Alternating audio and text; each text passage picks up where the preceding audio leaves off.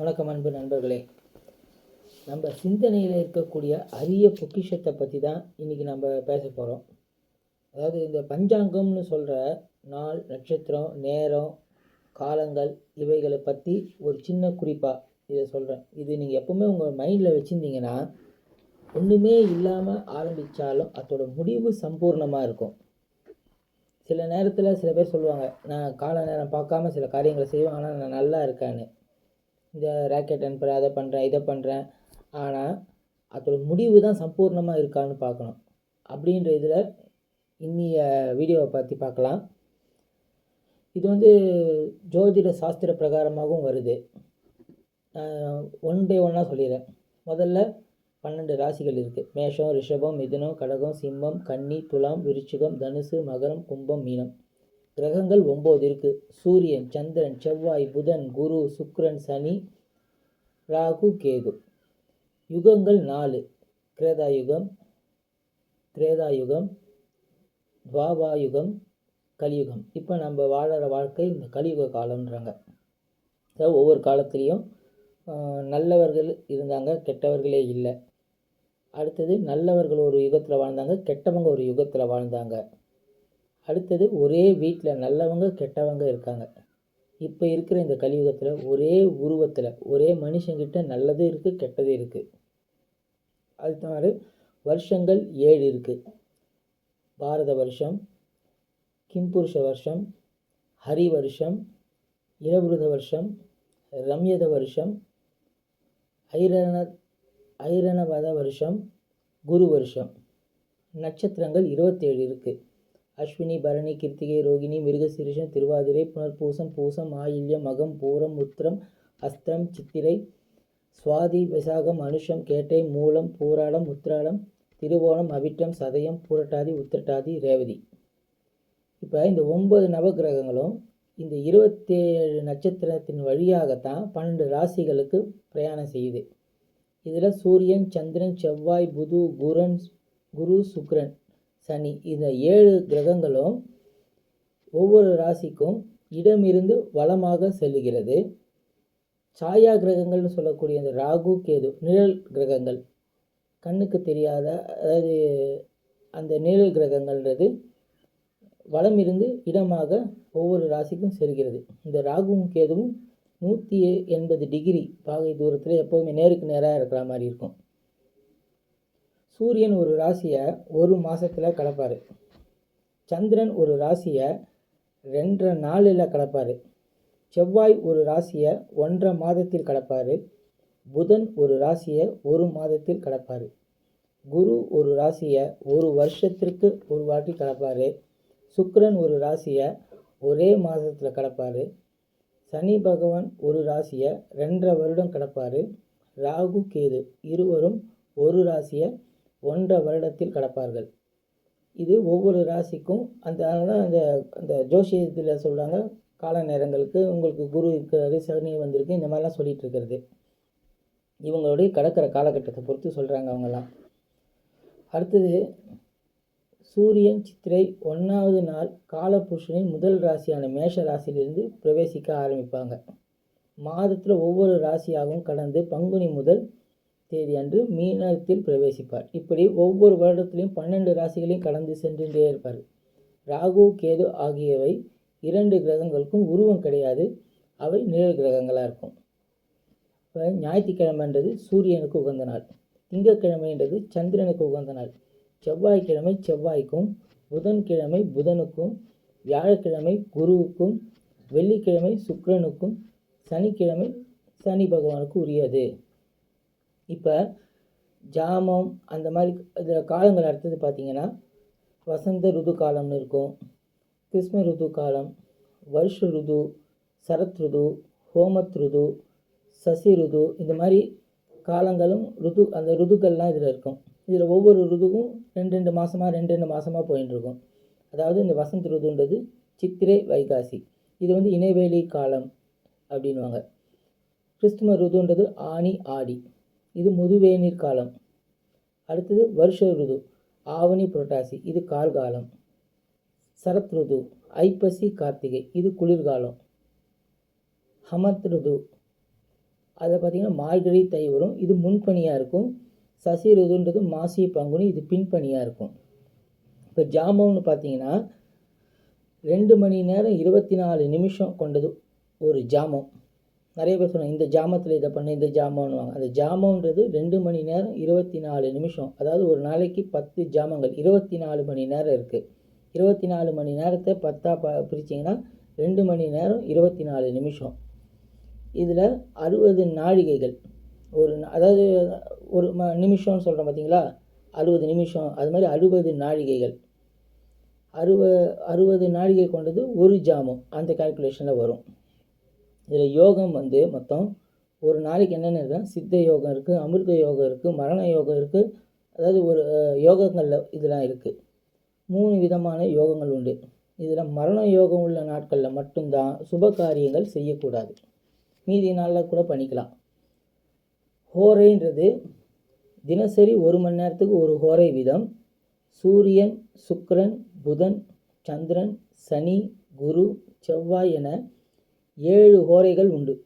தினசரி அன்றன்றைக்கு என்னென்ன கிழமை வருதோ, இப்போ உதாரணத்துக்கு ஞாயிற்றுக்கிழமை காத்தால 6லேருந்து 7னா சூரிய ஹோரை.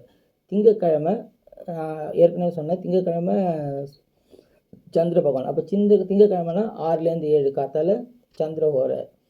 அடுத்தது புதன்கிழமை அப்படின்னாங்கன்னா புதனோட ஹோரை. வியாழக்கிழமை 6லேருந்து 7னா குரு ஹோரை. வெள்ளிக்கிழமை 6லேருந்து 7னா சுக்கிர ஹோரை. சனிக்கிழமை 6லேருந்து 7னா சனி பகவானோட ஹோரை. இப்போ சுப காரியங்கள் செய்யணும்னா ஒரு நாளைக்கு மட்டும் 16 முகூர்த்தம் இருக்குது. நம்ம கேலண்டரில் ஒரு முகூர்த்தம் அப்படின்னு போட்டுருவாங்க, ஆனால் 16 முகூர்த்தம் உண்டு. 1.5 மணி நேரம் அந்த முகூர்த்தத்தோடு உத்தி, அமிர்தம், லாபம், தனம், சுகம், புத்தி என்ற வேலையில் சுப காரியங்கள் எல்லாத்தையும் செய்யலாம். ஆனால் இந்த ராகு காலம், யமகண்டம் இந்த நேரத்தில் மட்டும் சுப காரியங்கள் எதுவும் செய்யக்கூடாது.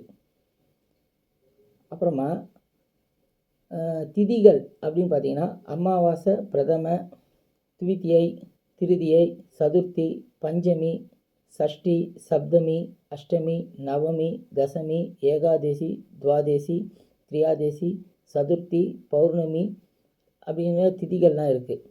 இதில் பிரதமை, சஷ்டி, ஏகாதசி இவற்றில் கோவில் விழா எடுத்தாலும் இந்த நடனம் ஆரம்பிக்கிறது, பாட்டு பாட ஆரம்பிக்கிறது இதெல்லாம் ரொம்ப உத்தமமாக இருக்கும். துவிதை, சப்தமி, துவாதசி இதில் வாசனம் வாங்க விற்க, அதாவது இந்த எங்கேயாவது வெளியூர் போகணுன்னா பிரயாணம் செய்யறதுக்கு இதெல்லாம் ரொம்ப உத்தமமாக இருக்கும். திருதியை, அஷ்டமி, திரியாதேசி இவற்றில் கொடிமரம் நடுவது நல்லது. கோவிலில் கொடிமரம் பார்த்துருக்கீங்கள்ல, அந்த மாதிரி கொடிமரம் வீட்டில் கொடிகளாக வைக்கலாம். திரியாதேசியில் சுப காரியங்கள்லாம் செய்யலாம். சதுர்த்தி, நவமி இவற்றில் குரு ரூபமான செயல்கள் சிறந்தது. அதாவது குருவுக்கு செய்ய வேண்டிய காரியங்கள் எல்லாமே, இப்போ இந்த டியூஷனுக்கு சேர்றது, படிக்கிற விஷயமா அந்த மாதிரி. பஞ்சமி, தசமி, பௌர்ணமி இவற்றில் திருமணம், யாத்திரைகள், ஒரு கோவிலுக்கு நம்ம கிளம்புற மாதிரி, இல்லைன்னா வெளியூருக்கு எங்கேயாவது போகிற மாதிரி, யாகம் இதெல்லாம் சுப காரியங்கள்லாம் செய்யலாம். இப்போ அமாவாசைன்னு எடுத்திங்கன்னா அமாவாசையில் தானம், முன்னோர்கள் அதாவது பித்ருக்களுடைய காரியங்கள் செய்யலாம். அமாவாசையில் வேறு ஏதாவது சுப காரியங்கள் செய்வதனால் அமாவாசை 6ஆக பிரிகிறது. கடைசியில் 6வது பிரிவில் சுப காரியங்கள் செய்யலாம். ஆனால் அமாவாசையில் திருமணம் செய்யக்கூடாது. பிரதமை, அஷ்டமி, நவமி திதியில் திருமணம் கூடாது. ஏகாதசியில் கண்டிப்பாக விரதம் இருக்க வேண்டும். இப்போ இப்படி ஒவ்வொரு நாள் ஒவ்வொரு நேரத்துக்கும் நம்ம பஞ்சாங்கத்தில் இதுக்கான விழிப்புணர்வு எல்லாமே கொடுத்துட்ருக்காங்க. இப்போ இந்த சூலம்னு அதில் வரும். அதில் வார சூலம், திதி சூலம், நட்சத்திர சூலம், அந்த இது மாதிரி சூலங்களுக்கு இந்த சூலத்தில் பிரயாணம் செய்யக்கூடாது. அவசியமாக போக வேண்டியமா இருந்தால் கூட அந்த சூலன்ற அந்த நாழிகையில் ஒரு 10 நிமிஷத்துக்கு முன்னாடியோ 10 நிமிஷத்துக்கு பின்னாடி வேணால் கிளம்பலாம். இப்போ வார சூலம்னு பார்த்தீங்கன்னா கிழமையில் பார்த்தீங்கன்னா திங்கள், சனி, கிழக்கு திசை, அதுக்கு இந்த பரிகாரம்லாம் இருக்கும். அது மாதிரி செவ்வாய் புதனா வடக்கு திசை, வியாழக்கிழமை தெற்கு திசை, வெள்ளிக்கிழமை ஞாயிற்றுக்கிழமை மேற்கு திசை.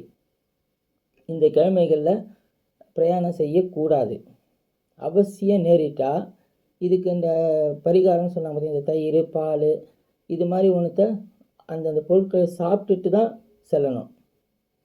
இது மாதிரி ஒவ்வொரு நேரத்துக்கும் காலத்துக்கும் ஒரு கணக்கு இருக்குது. அந்த கணக்கின் பிரகாரமாக போகும்போது வாழ்க்கையில் கெட்டதுன்றது ஒன்று வரதா இருந்தால் கூட அது தடுத்து நிறுத்தப்படும். இப்போ உதாரணத்துக்கு வெளியில் திடீர்னு போச்சு கால் தடுக்கும், ஐயோ கால் தடுக்குது இருந்து தண்ணி குடிச்சிட்டு போங்கன்னு சொல்லுவாங்க பார்த்தீங்களா. அது மாதிரி நமக்கு தெரியாத ஒன்று நம்ம கால் தடுக்கலை நம்ம பாட்டுக்கு போகலான்னா அந்த மாதிரி ஒரு காரியங்கள் நேரங்கள்லாம் இருக்குது. அதுக்கேற்ற மாதிரி கொஞ்சம் மாற்றிட்டு போகிறது நல்லது. இப்போ பிரயாணம் இது நட்சத்திரங்களில் அக்னி நட்சத்திரம்னு ஒன்று இருக்குது. அந்த நட்சத்திரம்னு பார்த்தீங்கன்னா ஒவ்வொரு மாதமும் 21 அந்த ஒவ்வொரு மாதத்துலேயும் சித்திரை மாதத்துலேருந்து வைகாசி மாதம் வரைக்கும். ஆனால் அந்த அக்னி நட்சத்திர காலத்துலலாம் சுப காரியங்கள் முக்கால்வாசி செய்ய மாட்டாங்க, செய்யக்கூடாது. அது முக்கியமாக அதில் சுப காரியங்களில் அது செய்யலான்னு பார்த்தீங்கன்னா விவாகம் பண்ணலாம், உபநயனம் பண்ணலாம், வீடு கிரகப்பிரவேசம் பண்ணலாம், இந்த ருது சாந்தின்னு சொல்லுவாங்க அதெல்லாம் பண்ணலாம். ஆனால் முக்கியமாக செய்யக்கூடாதுன்னு சொல்கிறது அக்னி நட்சத்திரம் கிணறு தோண்டக்கூடாது. ஒரு இது விதை போட்டு செடி வளர்க்குறதுக்காக அந்த விவசாயிகள்லாம் விதை போடக்கூடாது. இந்த இடத்துல நான் மரம் நடுறேன், குளம் வெட்ட போகிறோம், இந்த காரியம் பூமிக்கு கீழே நடக்கக்கூடிய காரியங்கள் எதையுமே இந்த அக்னி நட்சத்திரத்தில் செய்யக்கூடாது. எதுவுமே செய்யாமல் இருந்தால் நன்மைக்கு. இந்த ஜென்ம நட்சத்திரத்தில் முக்கியமாக பார்க்க போனால் அடுத்து இந்த பட்சின்றதை பார்ப்போம். அதில் நிறைய பேர் சொல்கிறாங்க பட்சிகள் இருக்குது, அது என்ன அப்படின்னு. ஒவ்வொரு நட்சத்திரத்துக்கும் ஒவ்வொரு பட்சி இருக்குது.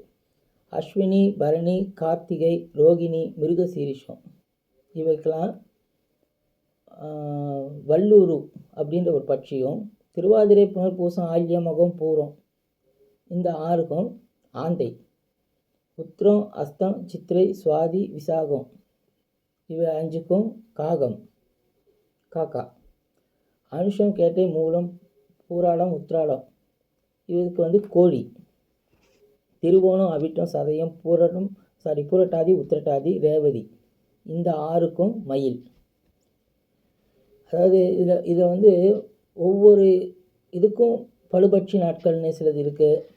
இப்போ அடுத்து சகுனங்கள்னு சொல்கிறாங்க. இந்த சகுனத்தை பற்றி பார்க்க போனால் சுப சகுனம். இப்போ நீங்கள் வீட்டிலேருந்து வெளியில் போகும்போதோ காத்தால் எழுந்தோடனே உங்கள் கண்களில் படக்கூடிய காரியங்கள் அதை பார்த்தீங்கன்னா ஒரு கன்னி பெண், பசு, ரத்தனம், மலர், தயிர், யானை, குதிரை இது மாதிரி சில பேர் ஃபோட்டோவாக வீட்டில் எழுந்தோடனே இந்த படத்தை பார்க்கணும் அப்படின்னு கூட வச்சுக்கலாம். பல பேர் அந்தணர்கள், பல அந்தணர்கள், அதே மாதிரி 2 அந்தணர்களை பார்க்கலாம். ஒருத்தராக பார்க்கக்கூடாது. ஒரு கல்யாணம் ஆகாத அந்தணர்கள்னு சொல்லுவாங்க. அவங்க அந்த ஒத்த பிராமணன் வரான் அப்படின்னு சொல்கிறாங்க பார்த்தீங்களா. அது மாதிரி 2 பேரை பார்க்கலாம், 3 பேரை பார்க்கக்கூடாது. அது மாதிரி பல பேரை பார்க்கலாம். அப்புறம் இந்த கொடிகள், எரியும் அக்னி, பூர்ண கும்பம், காளைனா அந்த பசுமாடு, அது மாதிரி காளைகள், தாமரைப்பூ, சந்தனம், தானியங்கள் எல்லா பருப்பு வகைகள்லாம், பிணம் எதிர்க்க வரலாம். நம்ம கிளம்பும்போது எதிர்க்க ஒரு பணம் வருது அப்படின்னு சொல்கிறாங்க பார்த்தீங்கன்னா அதெல்லாம் நல்லது தான். அப்புறம் வேசி, வெள்ளை மலர்கள், அக்ஷதை, சலவை துணி பண்ணுறாங்கல்ல அந்த மாதிரி அந்த சலவை துணியோ அந்த தொழிலாளர்கள், அவங்க குழந்தையோடு வரக்கூடிய ஒரு பெண் எதிர்க்க ஒரு குழந்தையோ தாயுமா எதிர்க்க வந்தால் அதெல்லாம் நல்ல சகுனங்கள். ஒரு மாடு, பசு, அந்த ஒரு பசு மாட்டோட ஒரு கண்ணுக்குட்டியும் இருந்தால் கூட அதெல்லாம் நல்ல சகுனம். இந்த சங்கு சத்தம் கேட்குறது, வாத்திய ஒலி, ஒரு மாமிச துண்டு, நெய், பால் இவையெல்லாம் எதிர்க்க வந்தால் ரொம்ப உத்தமம். போ, வாழ்க இந்த மாதிரியான வார்த்தைகள், நல்லா இரு அந்த மாதிரி சில பேர் சொல்லுவாங்க கிளம்பும்போதே, எழுந்துரு, புறப்படு அப்படின்ற இந்த வார்த்தைலாம் ரொம்ப நல்லது. இது சகுனத்தில் சொல்லுவாங்க. இந்த அபசகுனம்னு அப்போ பார்த்தீங்கன்னா மோரை பார்க்கக்கூடாது, எண்ணெய் தேய்ச்சிக்கிட்டே நம்ம கிளம்பும்போது எதிர்க்க ஒருத்தவங்க வரக்கூடாது, தலைமுடி விரித்து போட்டுன்னு வரக்கூடாது, அதே மாதிரி இந்த சடமுடியோடு இருக்கிறவங்க வரக்கூடாது, ஊர் சுற்றுபவன், குயவன், சிவந்த மலர், குயவர் சிவந்த மலர், ஈரத்துணி, உப்பு, பன்றி, இந்த கால் தடுக்கிறது, அழுகை, பாம்பு, முயல் இவெல்லாம் எதிர்க்க வந்தால் ஆகாதுன்னுவாங்க. அதேமாதிரி கிளம்பும்போது வா நில்லு எங்கே போகிற, இந்த வார்த்தைலாம் வரக்கூடாது. இது மாதிரி ஒவ்வொரு சகுனங்கள்லேயும் இருக்குது. அப்புறம் நிறைய பேருக்கு சந்திராஷ்டமம் அப்படின்னா என்னன்னு சில பேர் தெரியாமல் இருக்காங்க. சந்திரன் மாதந்தோறும் ஒவ்வொரு ராசிக்கும் 8ஆம் இடத்துல சஞ்சரிக்கிற நேரம் ஆகும். இப்போ சந்திரன்றது மனோகரன் அப்படின்வாங்க. அதை மனோகாரன் அப்படின்வாங்க. உடலை மெயினாக அது குறிக்கும். அந்த நேரத்தில் ஒவ்வொரு ராசிக்கும் கொஞ்சம் மனம் கொஞ்சம் வேதனையாக இருக்கும், உடல் உபாதைகளாக இருக்கும், தேவையில்லாத வீண் பிரச்சனை நம்ம மாட்டிக்கிற மாதிரி இருக்கும். இந்த திருமணம் இந்த மாதிரி காரியங்கள்லாம் இந்த அவங்களோட சந்திராஷ்டமம் அன்னைக்கு பண்ணக்கூடாதுன்னுவாங்க. அதனால தான் அது தேவையில்லாத வீண் பிரச்சனை வரக்கூடாது. அந்த மாதிரி நேரத்தில் அமைதியாக உடல் ரீதியான இந்த காலத்தில் முக்காசி எதுவும் செய்யாமல் இருங்க. புதுசாக நீ டேட்டில் நம்ம ஒரு காரியத்தை எடுக்கலான்னா நீ சந்திராஷ்டமமாக இருக்குன்னா அதை எடுக்காதீங்க. இதில் ஆனால் அந்த டைமில் நம்ம ரொம்ப கவனமாகவும் எச்சரிக்கையாகவும் இருக்கணும். இது ஒரு 2 நாள் கால் கணக்கு. அதாவது சந்திராஷ்டமம் வரத்துக்கு ஒரு நாள் முன்னாடியும் அடுத்த நாள் கூட வச்சுக்கோங்க, 3 நாள். ஒரு குறிப்பிட்ட அந்த 3 நாளைக்கு எதுவும் நம்ம ஏன்னா நம்ம ஒரு காரியத்தை ஆரம்பிக்கும்போது ஒன்றுமே இல்லாமல் ஆரம்பித்தாலும் நேரம் காலங்கள் நல்லா அமைஞ்சதுன்னா அதோட முடிவு சம்பூர்ணமாக இருக்கும். எல்லாத்தையும் சேர்த்து வச்சு ஆரம்பித்து ஆனால் 4 நட்சத்திரம் தெரியாமல் சில பேர் இறங்கி அந்த முடிவு சம்பூர்ணத்தை பார்க்காம இருப்பாங்க. இதே மாதிரி இந்த குளிகை காலம் அப்படின்னு இந்த கேலண்டர்லாம் கூட வரும். இது இப்போ நான் சொல்கிறது எல்லாமே கேலண்டரில் வரக்கூடிய வார்த்தைகள். அது ஒவ்வொரு நாளும் குளிகைன்றது அந்த குளிகை நேரத்தில் நீங்கள் எதை செய்கிறீங்களோ அதையே தொடர்ந்து செய்வாங்க. இப்போ உங்களுக்கு ஒருத்தவங்க செக்கு கொடுக்குறாங்க, இந்த பேங்க்கில் போய் ஃபிக்ஸட் டெபாசிட் போடுறது, பேங்க்கில் போய் பணம் கட்டுறது, இதெல்லாம் குளிகையில் பண்ணும்போது மறுபடியும் அந்த காரியங்கள் நடந்துக்கிட்டே இருக்கும். இந்த குளிகையில் எண்ணெய் தேய்ச்சி குளிக்கிறது, புதிய ஆபரணங்கள் அணியலாம் புதுசாக. ஏன்னா அந்த குளிகையில் அதே மாதிரி புதுசாக நகை போடுற மாதிரி இருக்கும். அது மாதிரி புதுசாக வீடு வாங்குறது, வீடு குடி போகிறது, யாகம் வளர்க்க, இந்த அறுவடை செய்கிற ஒரு வாட்டி அறுவடை செஞ்ச மாதிரி அறுவடை செஞ்சிட்டே இருப்பாங்க. இந்த மாதிரி சாஸ்திரங்களில் இந்த வார்த்தைகள்லாம் வரும். அது மாதிரி சாஸ்திரங்களும் பயிலலாம். அந்த நேரத்தில் ஒரு வீட்டுக்கு வாசக்கால் வைக்கிறது குளிகையில் வைக்கலாம். இது மாதிரி வீடு வாசல் பற்றியும் நீங்கள் அதை பார்த்தீங்கன்னா குளிகை காலத்தில் நிறைய நல்ல காரியங்களை குளிகை காலன்றது நீங்கள் எதை செய்கிறீங்களோ அதை தொடர்ந்து செய்வீர்கள். இப்போ ஒருத்தங்களுக்கு ஒரு கடன் அடைக்கணுமா, மெயினாக அந்த குளிகை காலத்தில் அவனுக்குன்னு எடுத்து வச்சுடுங்க. அவனோட கடன் சீக்கிரமாக அடைஞ்சிடும். இது மாதிரி ஒவ்வொரு காலகட்டமாக வந்துட்டே இருக்கும். இது மாதிரி பல வீடியோக்களை அதாவது ஒவ்வொரு வீட்லேயும் இருக்கக்கூடிய நம்மளுடைய சிந்தனைக்கு முன்னாடி நம்ம என்னென்ன செய்யணும் செய்யக்கூடாது, நம்ம வீட்டில் இருக்கக்கூடிய பொருட்கள் என்னென்ன வச்சுக்கலாம், என்னென்ன பொருட்கள் தேவையில்லாமல் வச்சுக்கக்கூடாது, இது மாதிரி எல்லா நிகழ்வுகளையும் ஒவ்வொரு வீடியோவாக போட்டுட்ருக்கோம். இந்த வீடியோவை ஷேர் பண்ணுங்கள், லைக் பண்ணுங்கள், கமெண்ட் பண்ணுங்கள். அதே மாதிரி இதை மெயினாக மைண்டில் வச்சுக்கோங்க. நீங்கள் நம்ம சொல்லும்போது சில பேருக்கு கேட்கலாம், என்னங்க இந்த மாதிரி சொல்லுங்க, இது மாதிரி எல்லா காலமும் நேரமும் நல்லதானே, இறைவன் வகுத்ததில் கரெக்டு தான். இப்போ தேவர்கள்னு பார்த்தீங்கன்னா 6 மாதம் அவங்களுக்கு பகல், 6 மாதம் இரவு. அந்த மாதிரி ஒவ்வொருத்தருக்கும் இந்த நேரத்தில் நம்ம தேவர்களை வணங்குறாங்க அப்படின்னா அவங்க தூங்கிட்டு இருக்கிறாங்கன்னா இப்படி பண்ணுவீங்க நீங்கள். பகல் நேரம் இரவு நேரம் மனுஷனுக்கு இருக்கா மாதிரி தேவர்களுக்கும் பூதகணங்களுக்கும் ஒவ்வொரு கால நேரத்துக்கும் நல்லது கெட்டதும் இருக்குது, மனுஷனுக்கு இருக்கா மாதிரி. அந்த நல்ல நேரத்தில் சில காரியங்களை செய்யும்போது தடைகள் வரா மாதிரி இருந்தாலும் அந்த தடைகள் தானாக தவிடுபடி ஆகும். இதே அந்த கெட்ட நேரத்தில் நீங்கள் சிலதை ஆரம்பிக்கிறீங்கன்னும் போது கொஞ்சம் எதிர்த்து போராடிகிட்டே இருக்கணும். வாழ்க்கையில் அந்த போராட்டத்தை கொஞ்சம் நிறுத்தத்துக்காகவும் மனசு ரம்யமாக இருக்கிறதுக்காகவும் இந்த மாதிரி வீடியோக்கள்லாம் போடுவோம். இதை நீங்கள் லைக் பண்ணுங்கள், ஷேர் பண்ணுங்கள், சப்ஸ்கிரைப் பண்ணுங்கள். இந்த மாதிரி எங்களோட வீடியோ எல்லாமே உங்களுக்கு நோட்டிஃபிகேஷன் வந்துகிட்டே இருக்கும். நன்றி.